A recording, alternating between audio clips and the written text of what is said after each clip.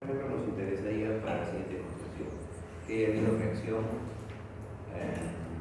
a la reacción, por ejemplo, a algunos anticuerpos en la madre con el recién nacido, ¿verdad? Hay que aplicar la vacuna 72 horas posterior al parto. ¿Qué más nos interesa? Nos interesa conocer hacer un tamizaje o hacer un descarte de enfermedades de transmisión sexual. Si es que la mujer va a cambiar de pareja o tiene una conducta sexual de riesgo. ¿Qué más nos interesa? Nos interesa el desarrollo de alguna, por ejemplo, si hay alguna enfermedad genética como antecedente, a ver si se expresa o no se expresa. Entonces, miren, el enfoque coordinado de atención y evaluación continua de riesgos y apoyo psicológico incluye tanto atención al área mental del área física. Además, incluye un amplio periodo de control de la mujer preconcepcional, postconcepcional o postparto e interconcepcional. En otras palabras, hay que controlar todo el tiempo a la mujer. Después del parto tiene que ir a hacer sus controles, tiene que ir a hacer su atención, etc. Entonces, este concepto de atención prenatal es una atención prenatal amplia, una atención integral de la mujer, constante. Porque si solo vamos a atender cuando nace y después de que nace, desde que está embarazada hasta que nace, pues hay muchos problemas que lamentablemente se pueden originar tanto para la madre como para el recién nacido, lo cual va a implicar problemas para la familia, lo cual va a implicar problemas para la sociedad. Entonces tenemos que aprovechar todas las oportunidades que tengamos para promocionar salud, para animar a ir a visitar al odontólogo, al nutricionista, al psicólogo. Las postas de nivel 1, 2, 1, 3 tienen este tipo de profesionales, ¿ya? Y tenemos que aprovechar esa oportunidad para que las personas no solo vayan por fiebre, no solo vayan porque se luxaron un nudillo o se dieron una fractura. Las personas tienen que ir a consultar por salud mental, por salud odontológica, por nutrición, por ginecobstetricia, para remedios anticonceptivos. Entonces, todo esto involucra la atención prenatal en este concepto amplio de la atención prenatal. En resumidas cuentas, algunos llaman la atención prenatal solo como a partir de la verificación del embarazo hasta 48 horas, después 72 horas posteriores al parto. Y eso es todo, ¿verdad? Es una visión muy pequeña. Ahora, en los Estados Unidos, estas son cifras de los Estados Unidos, miren cómo aún persiste un porcentaje, el 6%, de mujeres que todavía no realizan control prenatal. Entonces, desde que se estableció el registro un registro modificado de historias clínicas, hasta esa época, en épocas tan cercanas como el 2008, sigue habiendo un gran porcentaje de mujeres que no se atienden ni siquiera en el momento de la concepción, cuando saben que están embarazadas. Todo esto obviamente trae como consecuencia nacimientos pretéritos, trae como consecuencia enfermedades en la mujer, ¿verdad? Trae como consecuencia inclusive muerte materna y fetal. Entonces, en naciones desarrolladas, en épocas recientes, hay un porcentaje considerable, o por lo menos preocupante, de mujeres que no acceden a la atención prenatal. Y dan algunas razones que podrían también ser similares a las razones en nuestro país. ¿Cuál? La razón más comúnmente citada fue el reconocimiento tardío del embarazo por parte de la paciente. ¿Por qué inician tarde su control prenatal? Porque se dan tarde cuenta de su embarazo. Nuevamente, la importancia de la consejería preconcepción, la importancia de la promoción de la salud. Nosotros tenemos que divulgar, promocionar el conocimiento del cuerpo de las mujeres, ¿verdad? Tenemos que promocionar un adecuado comportamiento en su vida sexual. Ya les he mencionado que es un asunto bastante discutido, sobre todo por personas que no tienen los principios que se promueven en esta institución. Entonces a nadie le interesa o nadie te hace caso cuando te quieres involucrar en su vida sexual. Pero no necesitamos hablar puntualmente, ¿verdad? Tenemos que hacer consejos de manera general. ¿Cómo así? Cuando vayamos a las reuniones de padres de familia, tenemos que decir, apreciados padres o alumnos que me escuchan, tienen que priorizar su educación, tienen que priorizar el trabajo, tienen que cuidar su salud, hacer el centro de salud. Ese tipo de promoción es básico, ¿ya? ¿Qué más? Hay que, sobre todo, conocer, vamos a ver más adelante otros problemas, que están relacionados con este reconocimiento tardío del embarazo. A veces el trabajo, ¿no? Las situaciones sociales muy críticas de las personas hacen que no tengan un conocimiento adecuado del tiempo del embarazo. ¿Cuál es otro segundo factor? Falta de dinero o seguro. Y estas son cuestiones mucho más complejas, ¿no? No vamos a solucionar esto del dinero en poco tiempo. Pero y del seguro, miren, posterior a la pandemia, el gobierno le dio seguro integral de salud, o sea, seguro SIS, a todas las personas que no tenían un seguro. O sea, si tú no tienes el seguro, lo estás asegurado privado, sí o sí tienes seguro SIS, que por lo menos es algo, ¿no? Por lo menos te va a salir la consulta gratuita. Entonces, ya es un avance en ese sentido. Probablemente desde el año 2019, que es la edición 25 de este libro, hasta esta época ya se han desarrollado los conceptos de seguro social en este país para acceder a muchas personas más para la atención. Y el tercero fue, bueno, la dificultad de obtener una cita. Cuando se colapsan los sistemas, también pueden ser parte de estas razones por las cuales las mujeres no acceden a la atención preconcepcional o prenatal. Esta seguidilla de números representa la mortalidad relacionada al año. Miren, en 100 años, esta era la cantidad de muertes maternas que ocurrieron. Luego, disminuyó. Y finalmente, en épocas mucho más cercanas, está a 10-15 por 100.000 mujeres vivas los fallecimientos. Este es un dato muy interesante, porque con esto se ve cuán efectivo ha sido la estrategia del control prenatal para disminuir la muerte materna. De 690 a 50 es un avance increíble. Y de aquí, bueno, pues es un poco más difícil poner esta cifra cero. ¿Por qué es imposible poner esta cifra cero? Porque principalmente por esto, ¿verdad? Siempre hay un porcentaje de mujeres que no acceden a la atención prenatal. Y por eso siempre tenemos, lamentablemente, este número. Realmente, la ocurrencia de una muerte materna, más aún una ocurrencia de muerte materna, es un escándalo en el hospital, en la maternidad, en el centro de salud. Por eso es que esta rotación de ginecobstetricia es bastante estresante, ¿no? Los ginecobstetras y los residentes, sobre todo, tienen poca paciencia, ¿no? Entonces, lamentablemente hay que estar ahí temprano, hay que llevar con lapicero, ya tienes que guardar comida en tu casillero porque no tienes tiempo para almorzar. Esta rotación de ginecobstetricia es una de las más difíciles. Si vas a un hospital grande, asegúrate que esta sea tu primera rotación.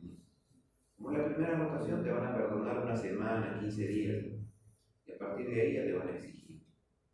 Pero si llegas a esta rotación al final de tu internado, o casi acabas el internado, los últimos días del internado van a ser bien difíciles, porque ellos van a suponer que tú, como ya estás en el hospital 6 meses, ya te sabes todo, desde el laboratorio, hasta las máquinas de microbiología, cuáles son los protocolos.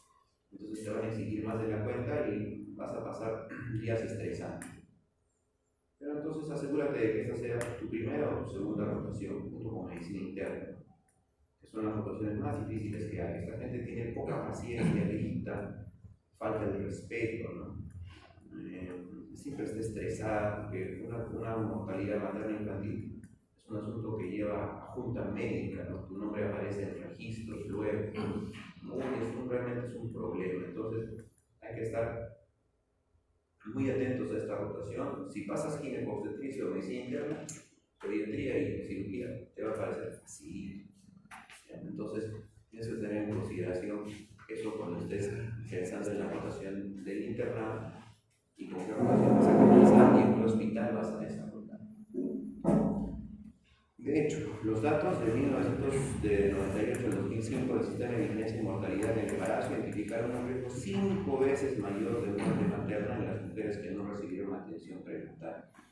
El riesgo se multiplica por 5 veces en la mujer que no recibe atención prenatal. Todo esto involucra estrés, preocupación, exigencia, gritos, malos tratos, y tienes que ser firme, valiente para soportar esta rotación de ginecobstetricia. ¿Está bien? Espero haberles causado el temor suficiente. Si no, no voy a lograr mi objetivo. ¿Ya? Realmente prepárense para esta sesión apreciada. ¿Ya? Doble lapicero, comida en el casillero, porque no vas a tener tiempo para comer ni para desayunar. ¿Ya? Hay que tener todo lo necesario para sobrevivir. Avanzamos. Diagnóstico del embarazo. Esto lo vamos a ver con más detalle en práctica. Síntomas presuntivos, signos de probabilidad, diagnóstico de certeza del embarazo. Los síntomas presuntivos se refieren a cambios o modificaciones generales que pueden ser confundidas con otras enfermedades sistémicas relacionados al apetito, a las náuseas, a los mareos, al malestar general. Eso nos anticipa una condición de embarazo, más aún cuando está relacionado con una amenorrea. ¿Qué es una amenorrea? Ausencia de menstruación. Ausencia, amenorrea, menstruación, amenorrea.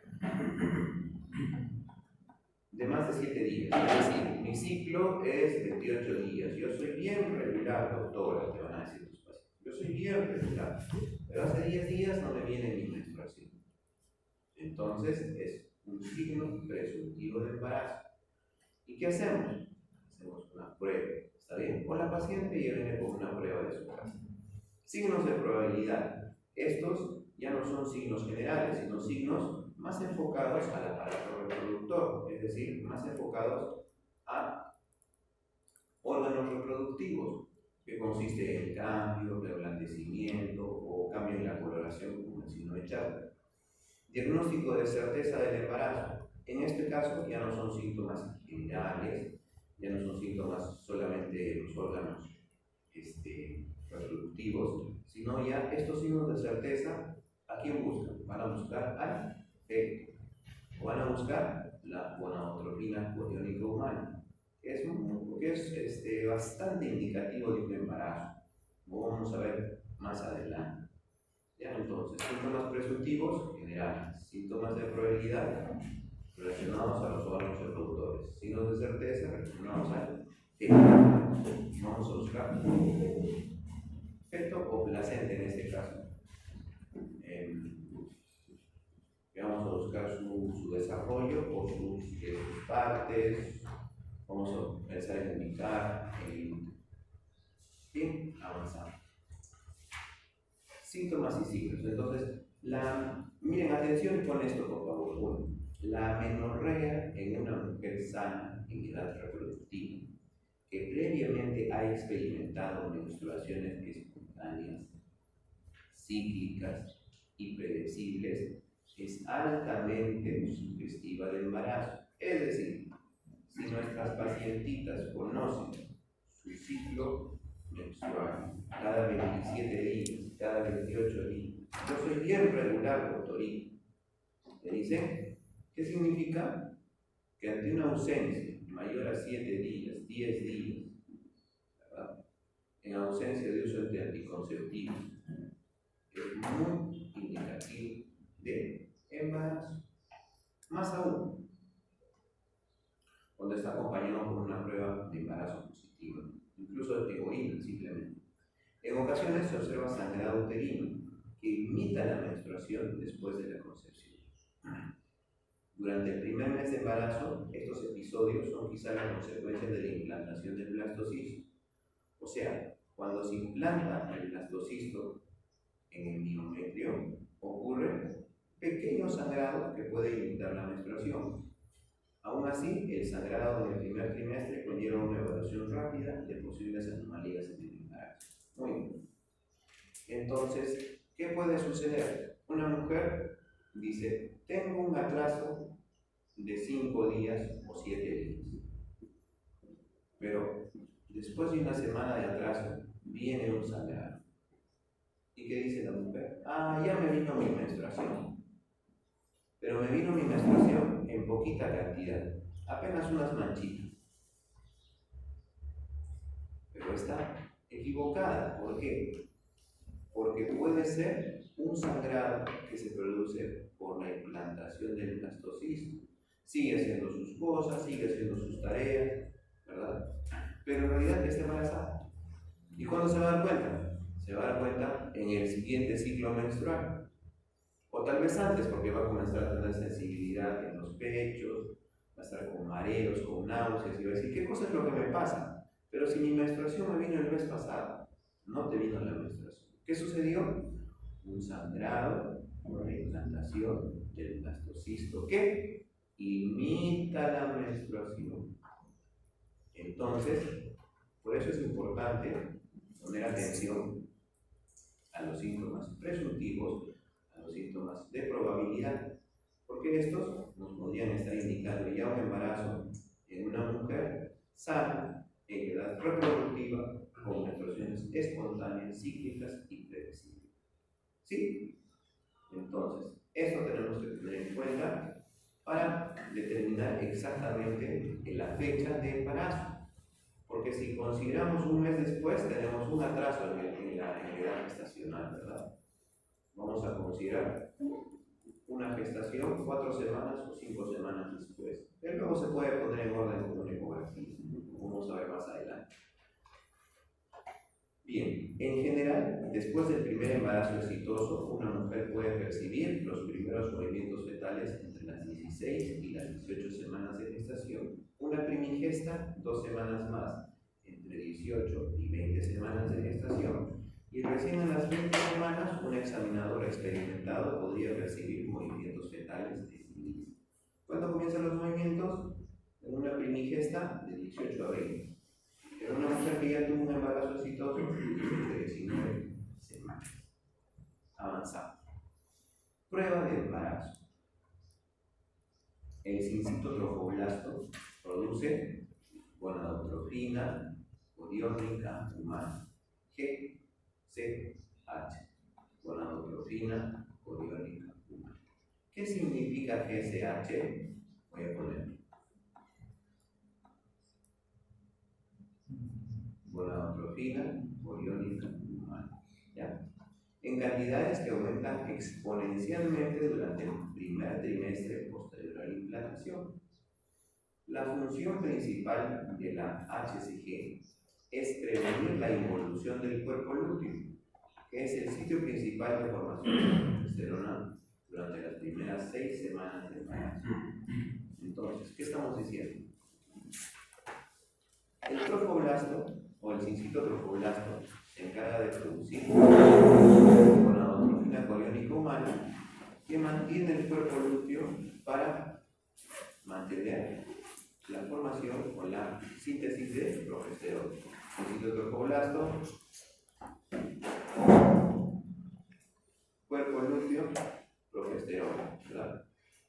Sincito trofoblasto, cuerpo lúteo, progesterona. ¿Por qué? Después ya la placenta se encarga de producir la progesterona, pero durante las primeras 6 semanas está a cargo del cuerpo lúteo. Si no hay progesterona, no hay los cambios necesarios para que el embarazo continúe y se va a producir un aborto.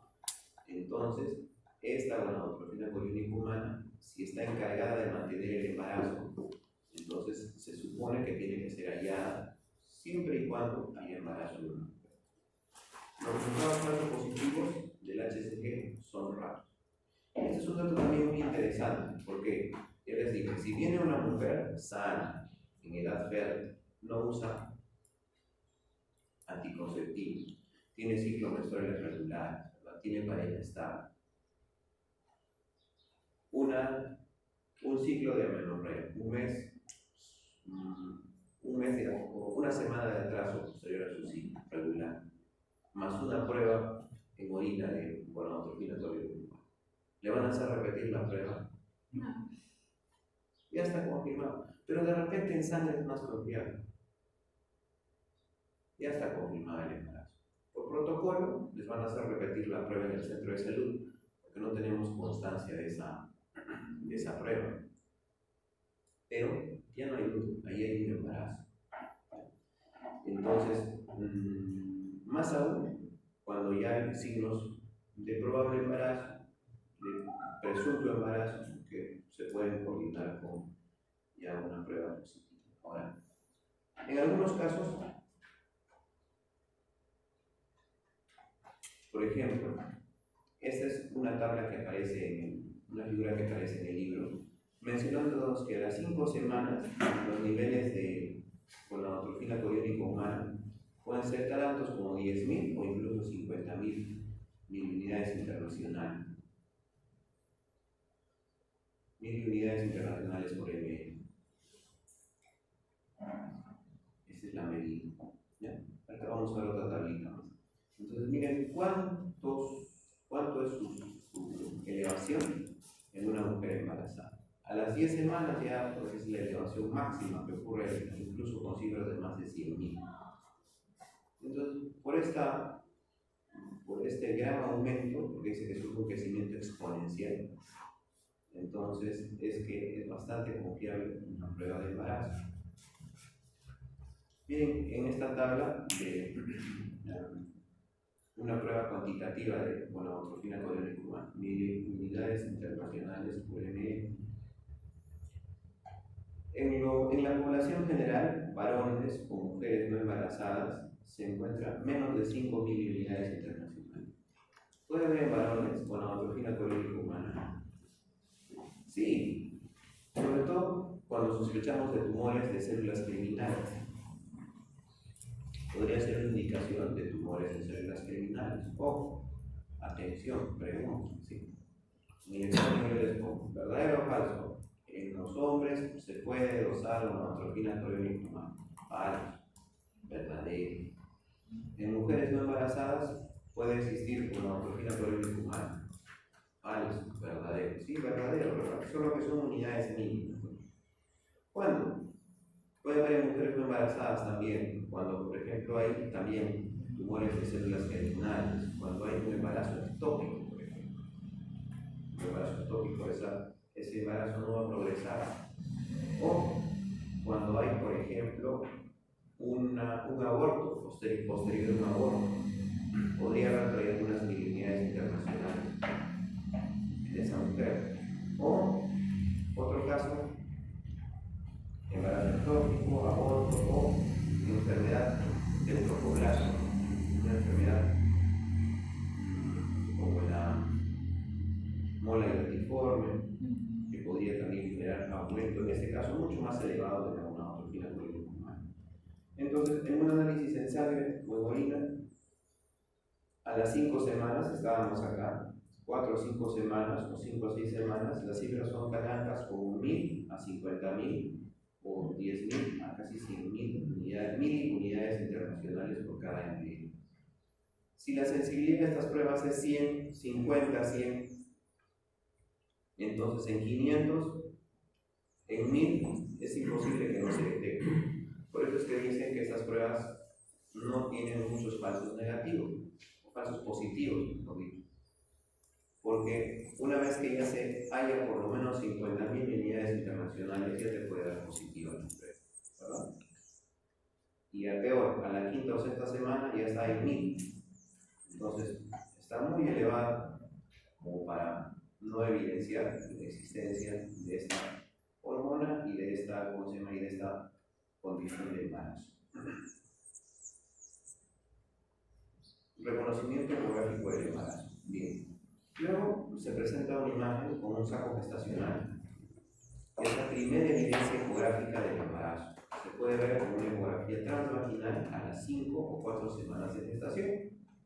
5 o 4 semanas de gestación. ¿Qué cosa se ve? Saco gestacional. Un saco gestacional normal se implanta excéntricamente en el endometrio, mientras que se observa un pseudo saco en la línea media de la cavidad endometrial. Como se muestra en la figura, después de 6 semanas se distingue un embrión como una estructura lineal inmediatamente adyacente al saco vitelino. El movimiento cardíaco, por lo general, se percibe en este punto. O sea, a partir de las 6 semanas, 7 u 8 semanas, mucho más confiable que exista un latido cardíaco. Entonces, si se evidencia el latido cardíaco en la ecografía, ese feto ese embrión tiene más de 6 semanas. ¿Ya? En la semana 7, en la semana 8, ya se puede percibir latido cardíaco. ¿Ya? Un saco gestacional implantado excéntricamente, mientras que se observa un pseudo saco en la línea media de la cavidad endometrial. Excéntricamente, quiere decir que si todo esto es la cavidad endometrial, entonces está a un ladito, ¿verdad? Está a un ladito. No está en el punto medio, sino está a un ladito, porque obviamente por aquí ya se está implantando la placentita, ¿verdad? El tropoblasto ya está invadiendo el miometrio. Evaluación prenatal inicial. La atención prenatal se inicia idealmente temprana. Los principales objetivos son: 1. Definir el estado de salud de la madre y el feto. 2. Estimar la edad gestacional. 3. Iniciar un plan para continuar la función obstétrica.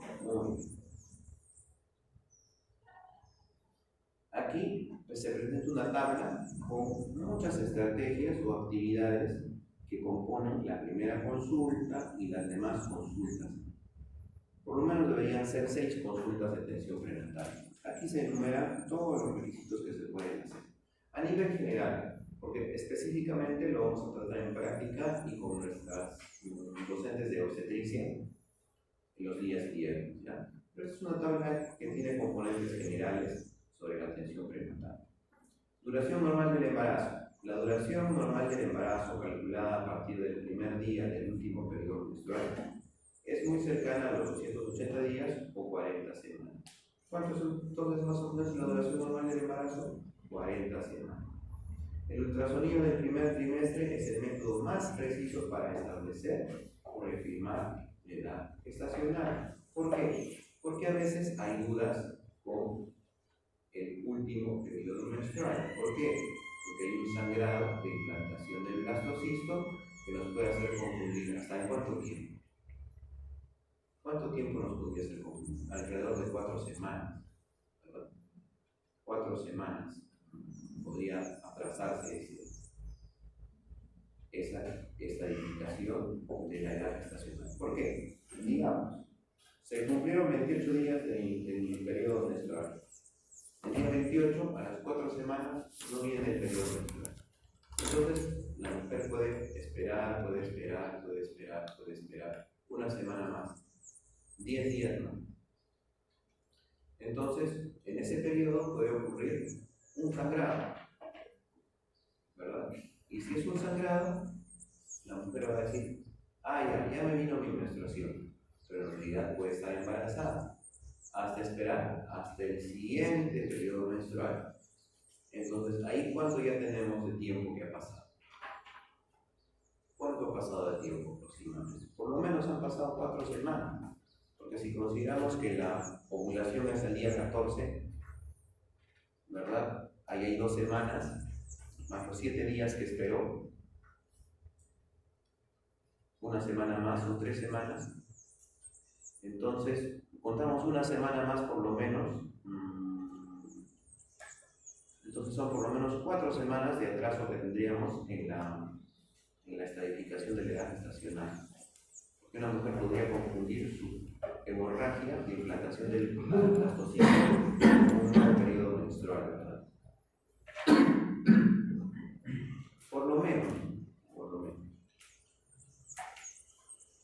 Entonces, aquí tenemos que recordar esta regla de Navier. Se puede hacer una estimación rápida de la fecha de vencimiento del embarazo basada en los datos menstruales de la siguiente manera: agregue 7 días al primer día del último periodo y reste 3 meses.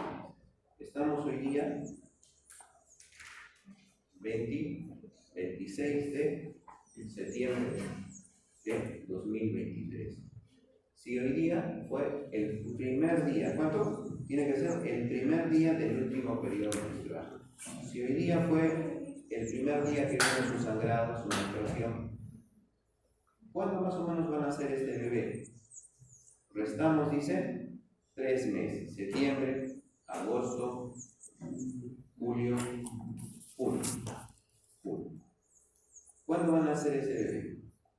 7 días más. 26, 27, 28, 29, 30. Pasamos a agosto, no, a julio. 1, 2, 3 de julio, ¿verdad? Entonces, esa sería la fecha probable de parto. ¿De qué año? ¿De 23 o 24? 24, porque va a ser 9 meses el que van a hacer el bebé, ¿verdad? Mucho cuidado, no se confundan. ¿Ya? Esa es una pregunta fija para el examen. Tienen que ustedes saber calcular la fecha probable de parto. ¿Ya? ¿Cómo se hace? ¿Ya? Digamos que el periodo menstrual fue el 25 de diciembre del 2022. 25 de diciembre del 2022. ¿Cuándo van a hacer esa criatura? Al 25 le sumamos 7 días. 25, 26, 27, 28, 29, 30, 31, 1. Entonces van a ser el día 1. ¿De qué mes? Diciembre menos 3 meses. ¿Cuánto sería? Octubre. No. El 1 de octubre. ¿El 1 de octubre? No, el 1 de noviembre. Porque tenemos un número más cambio. Claro, porque nos hemos pasado de mes cuando hemos contado 7. Entonces, a ver, restemos 3 meses. Diciembre, noviembre, octubre, septiembre. ¿Sí? En septiembre restaríamos los 3 meses. Entonces, el bebé nacería en septiembre o en octubre. En octubre, ¿qué día? 1, ¿verdad? Ya. Ese es el ejercicio que ustedes tienen que saber hacer. Y calcularlo rapidísimo en la mente, rapidísimo. Yo voy a poner entonces una fecha. Último periodo menstrual, 29 de febrero del 2026. 29 de febrero, ¿qué? Tienen que sacar la cuenta. Sigue el 29 de febrero, el 2026 es su año 17. Os voy a poner 31 de enero del 2023. 31 de enero. Entonces, si tengo que restar 7 días, ¿a qué mes voy? Ya les estoy dando una fija. Avanzamos. Trimestre. Se ha vuelto habitual dividir el embarazo en 3 etapas. Primer trimestre, segundo trimestre, tercer trimestre. Compuesto cada uno de 14 días aproximadamente. 14 semanas. Primeras 14 semanas, primer trimestre. Segundas 14 semanas, segundo trimestre. Y así sucesivamente. Esto obviamente nos da un número más allá de las 40 semanas. Es probable, 40, 41 semanas. A veces se extiende el embarazo, sobre todo cuando no hay una fecha exacta de la contabilidad del embarazo. ¿Qué más nos interesa? El estado anterior y actual de la madre, diagnósticos y tratamientos. ¿Qué enfermedades fueron diagnosticadas? ¿Qué tratamiento recibió? ¿Qué cirugías ha tenido? ¿Verdad? ¿Qué procedimientos quirúrgicos ha tenido? ¿Cuál es su periodo menstrual? ¿Cómo han sido sus menstruaciones? ¿Si usa o no anticonceptivos? Tal evaluación debe buscar barreras para la atención, obstáculos de comunicación, estado nutricional, vivienda inestable, deseo del embarazo, preocupaciones de seguridad que incluyen la violencia íntima en pareja, depresión, estrés, uso de sustancias como tabaco, alcohol, drogas y glifosat. Todo esto, si se investiga en el momento del embarazo, puede ser difícil de modificar, puede ser difícil de controlar. Pero si tenemos un control regular de nuestras pacientes, vienen de vez en cuando a la costa para revisarse sus dientecitos, para recibir sus anticonceptivos, vienen para sus controles de pareja con la psicóloga, ¿verdad? Estamos haciendo una campaña de consejería matrimonial a cargo de la psicóloga. Vienen a recibir su consejería matrimonial en el centro de salud. Entonces, estamos haciendo una atención preconcepcional. estamos trayendo más salud porque vamos a controlar el uso del tabaco, el uso del alcohol, van a haber letreros de vacunación, van a haber letreros de uso responsable de los medicamentos, de tal forma que esta mujer va a estar mejor preparada para su concepción. Promoción y prevención de enfermedades. Promoción de la salud, prevención de enfermedades. Es nuestra tarea en el sistema básico de la atención primaria de salud, donde todos nosotros vamos a comenzar a trabajar, si no es la mayoría. Fumar cigarrillos produce abortos espontáneos, muerte fetal, bajo peso al nacer, parto prematuro, placenta previa, desprendimiento prematuro de membrana no inserta, ruptura prematura de membranas comparables con la no fumadora, etc. ¿Qué produce entonces? Muchas alteraciones en el recién nacido. Parto prematuro antes de las 36 semanas. Placenta previa. ¿Qué significa placenta previa? Una inserción de la placenta casi en la parte más inferior del útero o incluso tapando el cuello uterino. Una inserción baja de la placenta que nos pone en riesgo, ¿verdad? Porque el bebé, ¿por dónde van a nacer? Van a nacer por el orificio cervical del útero. Entonces, si ahí está la placenta, va a ser una desgracia hemorrágica cuando van a nacer. Entonces, aquí en este caso se sale y probablemente incluso hasta esterectomía. Desprendimiento prematuro de placenta no inserta. El cigarrillo, al producir una compresión, una dificultad en la circulación de la placenta, puede inclusive hacer que ésta se desprenda. Es una desgracia, ¿no? Desprende la placenta, muerte para el feto. Ruptura prematura de membrana. Esta es una situación también mucho más común que en mujeres no fumadoras. El alcohol es un teratógeno potente que causa síndrome fetal caracterizado por restricción del crecimiento, anomalías faciales y disfunción del sistema nervioso central. Y el alcohol, ya vimos en la ocasión anterior en prácticas, que es un tóxico directo del recién nacido, ¿verdad? Va a afectar directamente.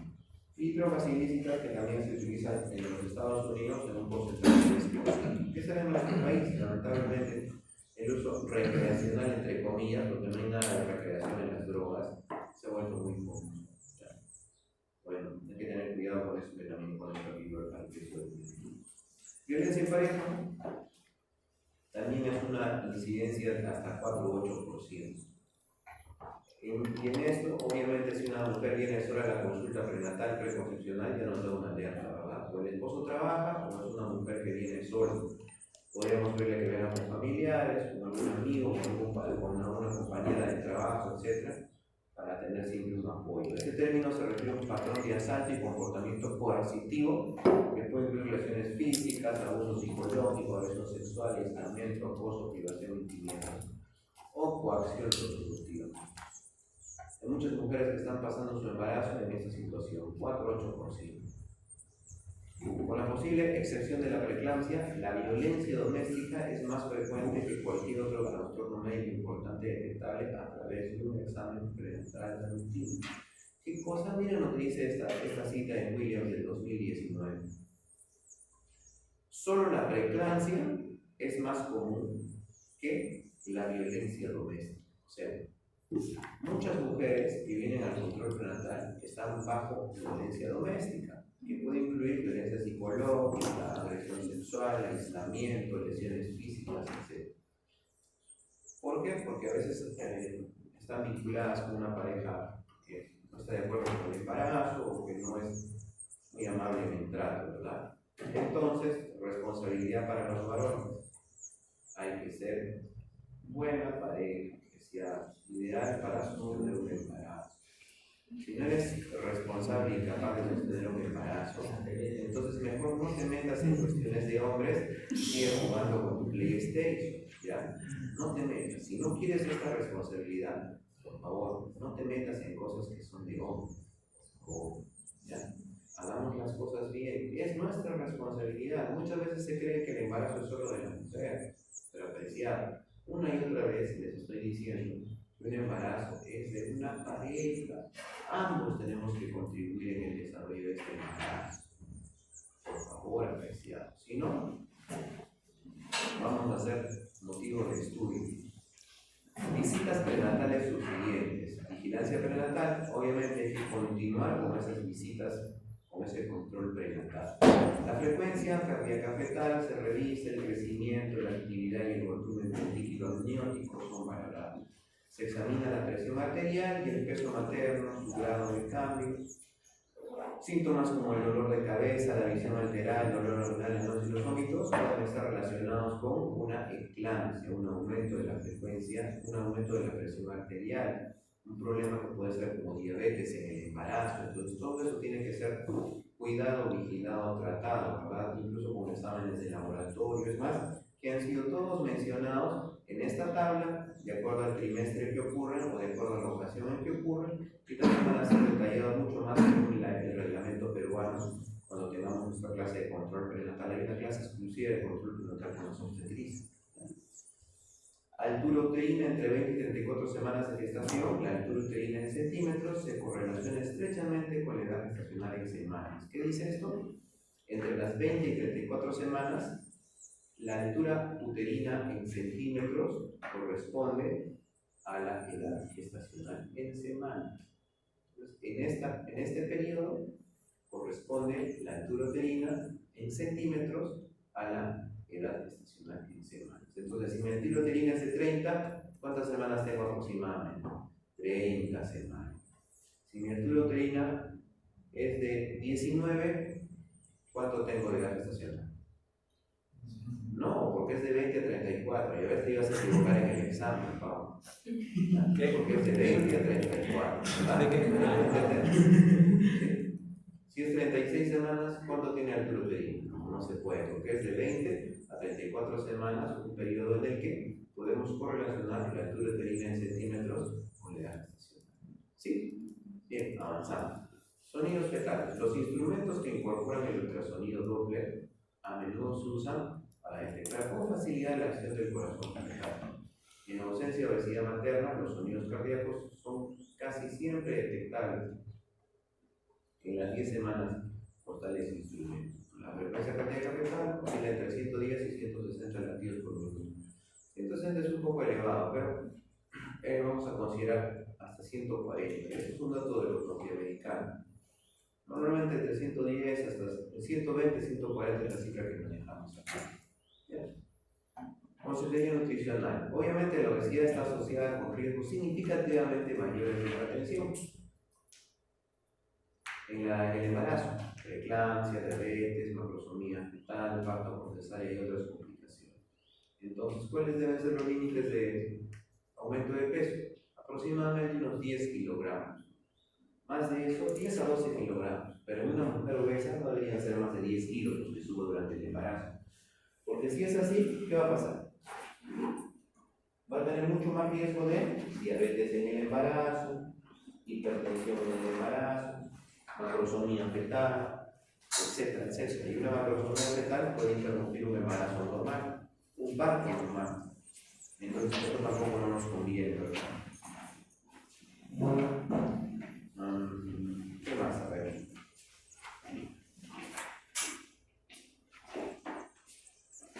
Doctor, ¿por qué no se libera la presión? Ya, está bien.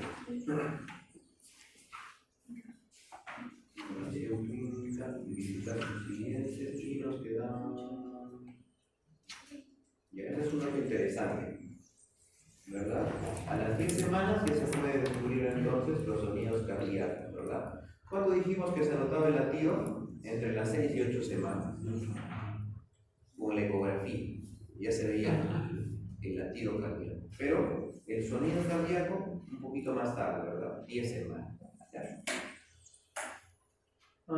¿Qué otro cuadro más aquí? Importante que estoy notando. Este cuadro nos indica una recomendación para la ganancia de peso, ¿verdad? Entonces, en una mujer de bajo peso, entre 12 e incluso hasta 18 kilos puede ser normal. Pero en una mujer obesa no debería superar los 10 kilos. De 5 a 9 kilos máximo. 5 tenemos muy poco, pero no debería pasar los 10 kilos de aumento de peso en una mujer obesa. ¿Ya? Entonces, porque eso ya me pone más riesgo de dificultades para el parto. Bien, cuando hay desnutrición severa es otro problema, porque la desnutrición severa al final del embarazo, el embarazo fue de un bajo peso, el recién nacido fue de un bajo peso, fue más pequeño, delgado al nacer, tuvieron una mayor incidencia de hipertensión posterior, enfermedad reactiva de las vías respiratorias, es decir, tienen un montón de enfermedades. Privaciones tempranas en el embarazo se asocian con mayor tasa de obesidad en la mujer adulta, pero no en hombres. Es decir, cuando un bebé tiene privaciones en su embarazo, está relacionado con la obesidad de las mujeres en la etapa adulta. Estas cuestiones del embarazo tienen repercusiones hasta la edad adulta. La inanición temprana también está vinculada con tasas más altas de anomalías del sistema nervioso central, esquizofrenia, trastorno de personalidad en el espectro de esquizofrenia. Sobre todo porque, ¿se acuerdan? ¿Por qué es importante el ácido fólico? Porque puede ayudar en el desarrollo del sistema nervioso. Entonces, incluso si es que una persona tiene dificultades de conseguir comida, entonces eso le deja en poco ingreso, poca ingesta de complejo B. Esa poca ingesta de complejo B, lamentablemente puede estar relacionada con las cosas. Se le da mucho ácido fólico. En ese caso, el complejo B no es una vitamina que se acumula en el cuerpo. ¿Qué vitaminas se acumulan en el cuerpo? ¿Se acuerdan?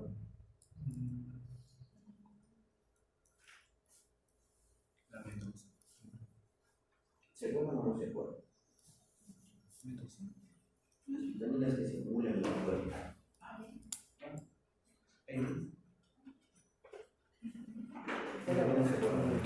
Un hemotécnico, ya para que se acuerden. Fija. Fija, ¿no? Queda. Las que se quedan en el cuerpo. K, Queda. La década. D. Y esas son. Esas son las que se acumulan en el organismo. La vitamina C, el complejo B, si el cuerpo no lo necesita, lo bota por la orina o lo bota por las heces. Pero la vitamina A sí se acumula. ¿Se acuerdan de los betacarotenos que se podían confundir con ictericia, verdad? Porque comen mucha papaya, mucho mango y al final están amarillos y nos pueden hacer con ictericia. ¿Verdad? Eso lo vimos en piel, cuestión muscular en fin. Aquellos con efectos potencialmente tóxicos incluyen al hierro, al zinc, al selenio y la vitamina A, B, C, D. Se recomienda un aumento calórico de 100 a 300 kilocalorías día durante el embarazo. Para lograr esto se recomienda una ingesta de proteínas que se aproxime a 1 gramo kilogramo por día. Aumento es decir, consumo de fierro o hierro, el yodo que lo adquirimos en la sal. En general, la mayoría son proporcionados por una dieta proteica. Entonces, todos estos elementos son proporcionados con alguna dieta balanceada y variada. Preocupaciones comunes: el empleo, 12 semanas por lo menos de licencia no pagadas, es lo que para las personas que tienen nombramiento o son empleadas en esta universidad o en el estado, hay un periodo que puede consistir en 12 semanas laborales de licencia no pagada. En el estado te pagan esas 12 semanas de licencia. Una vez que tienes nombramiento, 3 meses te vas a tu casa y te pagan ese periodo de embarazo. Algunos lo empatan con sus vacaciones anuales, entonces tienes 4 meses para desde el parto ver a tu bebito sus 4 primeros meses.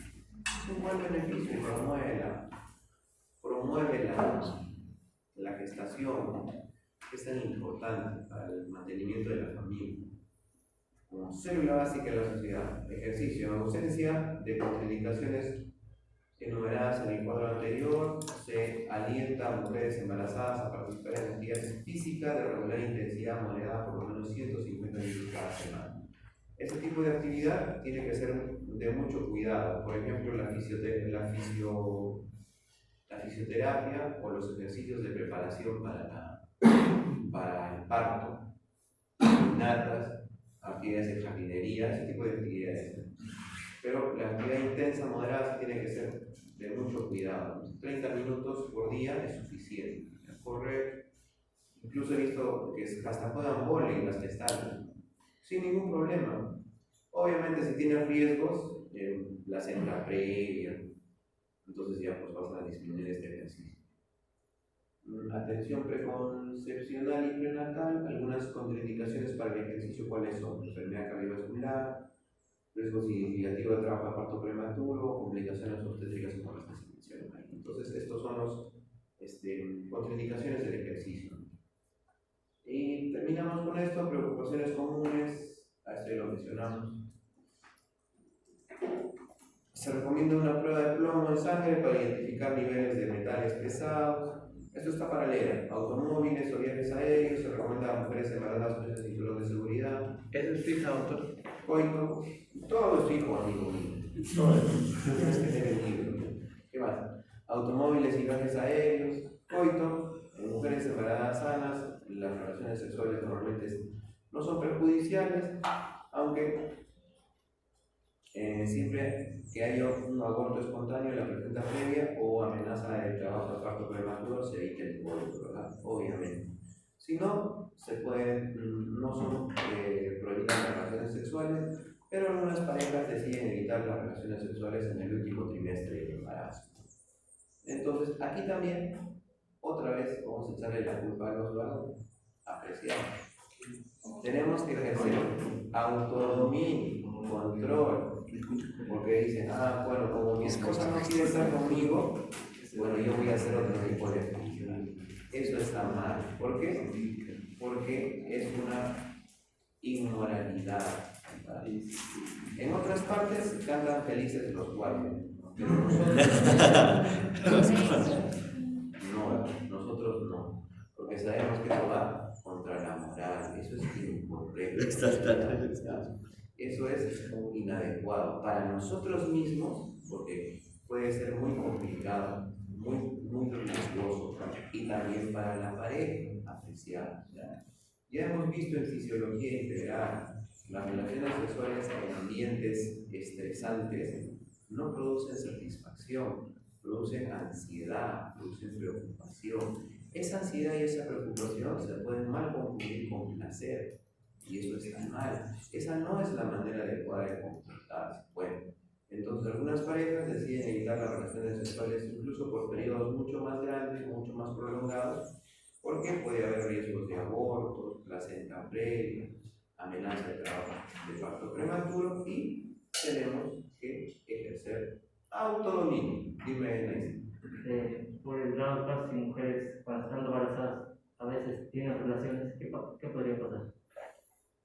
Según los datos que están en este libro, no hay riesgo, salvo que haya una placenta previa, riesgo de trabajo prematuro anterior y un aborto espontáneo, o hayan habido eventos de abortos espontáneos. Entonces ahí sí hay riesgos. Pero si una mujer es saludable, no tenía ningún otro problema, entonces las relaciones sexuales podrían mantenerse sin ningún problema.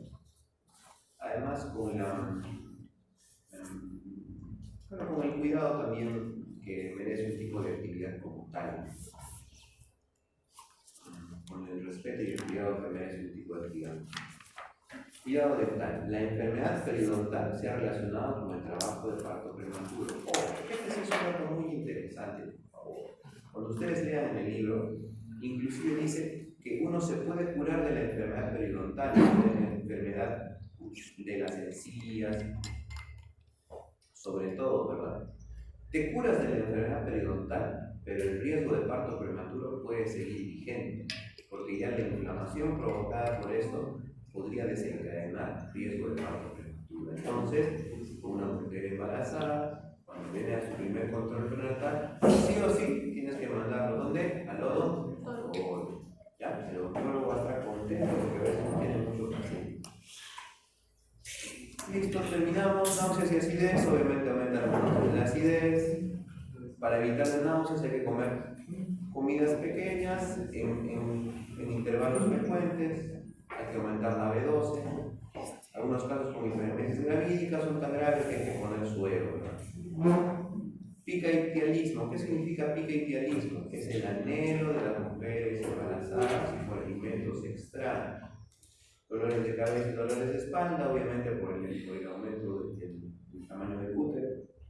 Se estima que al menos un 5% de los embarazos se complica con cefalea y casi el 70% de las mujeres embarazadas reportan dolor lumbar. Tienen que escuchar el porcentaje. Varices y hemorroides, eso también es otro tema muy común. Ya hemos visto cuando hemos hablado de anatomía, ¿verdad? Cuando hemos hablado de anatomía materna, cómo las almohadillas o los vasos rectales, anales, se inflaman y se pueden producir hemorroides internas, hemorroides externas, con todas las complicaciones que eso tiene. Entonces hay que mejorar la fibra, la dieta, la producción de dieta en la fibra, de fibra en la dieta, para mejorar la suavidad o hacer más fácil la reposición. El tratamiento por lo regular se limita al descanso periódico, como la elevación de las piernas, medias elásticas, etc. Para las varices no pasan hemorroides, y comúnmente son recurrentes las hemorroides encontradas con anterioridad. Hasta el 40% de las embarazadas pueden desarrollar hemorroides. Entonces no es un número muy bajo, ¿verdad? Sobre todo cuando hay antecedentes. Se terminó control prenatal. Hay muchos puntos que se ven. Denle una revisadita al libro. Vamos a hablar de los puntos claves que vamos a evaluar, por favor. ¿Ya? Y si tienen ustedes anotado esto también, hay un detalle apreciado. En la mañana, está mi teléfono. Normalmente suelo compartir la diapositiva con la delegada para que alguno la utilice en su desarrollo de la clase. Ya las diapositivas también